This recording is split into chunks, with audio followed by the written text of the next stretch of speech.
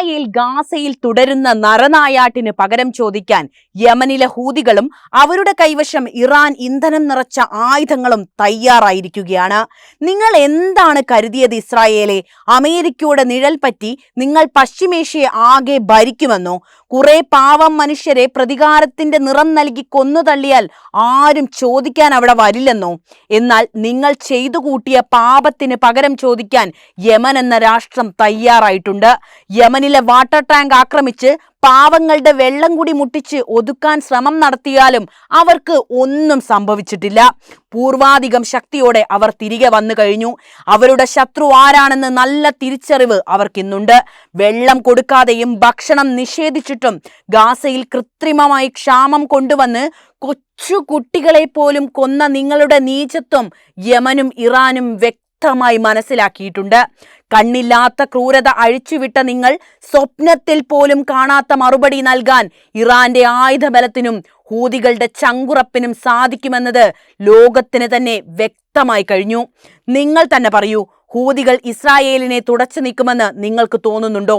അഭിപ്രായം എന്തായാലും കമന്റ് ബോക്സിൽ എഴുതി അയക്കൂ. നമുക്ക് വാർത്തയിലേക്ക് വരാം.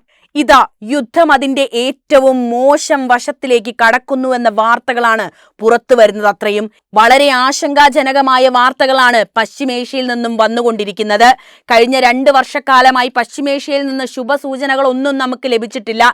ഇസ്രായേൽ ഗാസയിൽ ചെയ്തു കൂട്ടുന്ന ക്രൂരതകൾ എണ്ണി പറഞ്ഞ് ലോകം കണ്ണീര് വാർക്കുന്നത് നമ്മൾ കണ്ട കാഴ്ചയാണ്. ആ കണ്ണീരിന് പകരം ചോദിക്കാനാണ് യമൻ തയ്യാറാകുന്നത്.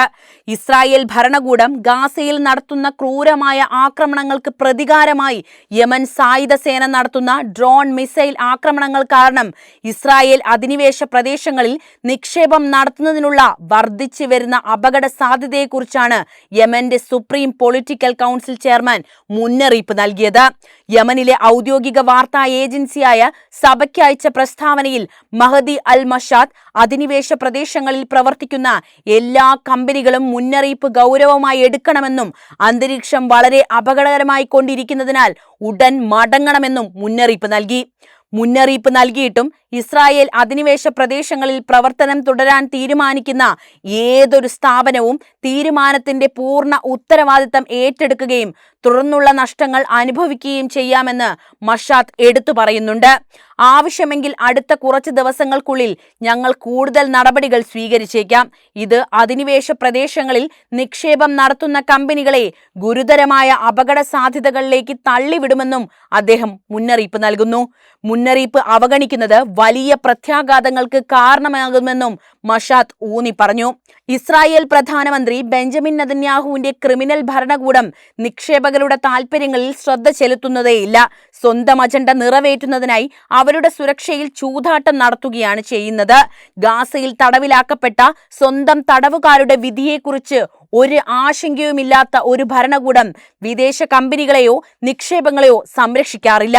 ഇങ്ങനെ പറഞ്ഞുകൊണ്ട് ഉന്നത യമൻ ഉദ്യോഗസ്ഥൻ അധിനിവേശ ഇസ്രായേൽ ഭരണകൂടത്തിനെതിരെയും വിമർശനം ഉന്നയിച്ചു.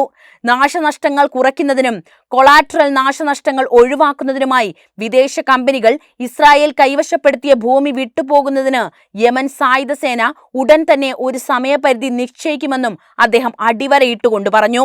യമൻ സായുധ സേന തങ്ങളുടെ പ്രവർത്തനങ്ങൾ വർദ്ധിപ്പിക്കാൻ തീരുമാനിച്ചാൽ അധിനിവേശ പ്രദേശങ്ങളിലെ ആക്രമണങ്ങളിൽ മാത്രം പ്രത്യാഘാതങ്ങൾ ഒതുങ്ങുന്നില്ലെന്ന് മഷാദ് പ്രസ്താവിച്ചു. എന്നാൽ വിദേശ നിക്ഷേപങ്ങളിലേക്കും ഇത് വ്യാപിക്കുമെന്നും അദ്ദേഹം പറയുന്നുണ്ട്. ഗാസയ്ക്കെതിരായ വംശഹത്യാ യുദ്ധം രൂക്ഷമായപ്പോൾ ഇസ്രായേലിലേക്കുള്ള സൈനിക സാമഗ്രികളുടെ വിതരണം തടസ്സപ്പെടുത്തുകയും ഗാസയിൽ നടന്നുകൊണ്ടിരിക്കുന്ന മാനുഷിക അടിയന്തരാവസ്ഥയിൽ അന്താരാഷ്ട്ര സമൂഹം നടപടിയെടുക്കാൻ പ്രേരിപ്പിക്കുകയും ചെയ്യുക എന്ന ലക്ഷ്യത്തോടെ യമനികൾ ആവശ്യ സമുദ്രപാതകളിൽ തന്ത്രപരമായ ഉപരോധം തന്നെ ഏർപ്പെടുത്തിയിട്ടുണ്ട്. ഗാസയിലെ കര വ്യോമ ആക്രമണങ്ങൾ ഇസ്രായേൽ അവസാനിപ്പിക്കുന്നതുവരെ ആക്രമണം അവസാനിപ്പിക്കില്ലെന്ന് യമൻ സായുധ സേനയും പ്രഖ്യാപിച്ചിട്ടുണ്ട്. അതായത് ഇപ്പോൾ ഇസ്രായേൽ അവിടെ ചെയ്തു കൂട്ടുന്നതിനൊക്കെയുള്ള പ്രതികാര നടപടികൾ യമൻ ആരംഭിച്ചു കഴിഞ്ഞു. യമനിലെ സൈന്യം തയ്യാറാണ്, ഹൂതികൾ തയ്യാറാണ്. ഒപ്പം ഹൂതികൾക്ക് എല്ലാവിധ പിന്തുണയും നൽകി ഇസ്രായേലിനോട് പകരം ചോദിക്കാൻ ഇറാനും സജ്ജമാണ്. ഇറാൻ നേരിട്ട് യുദ്ധത്തിന് വരില്ല. എന്നാൽ യമനിലൂടെ ഹൂതികളിലൂടെ ഇസ്രായേലിനോടുള്ള പ്രതികാരം നടപ്പിലാക്കുന്നത് ഇറാനാണെന്ന് നമ്മളിവിടെ എടുത്തു പറയേണ്ട ഒരു വസ്തുതയാണ്.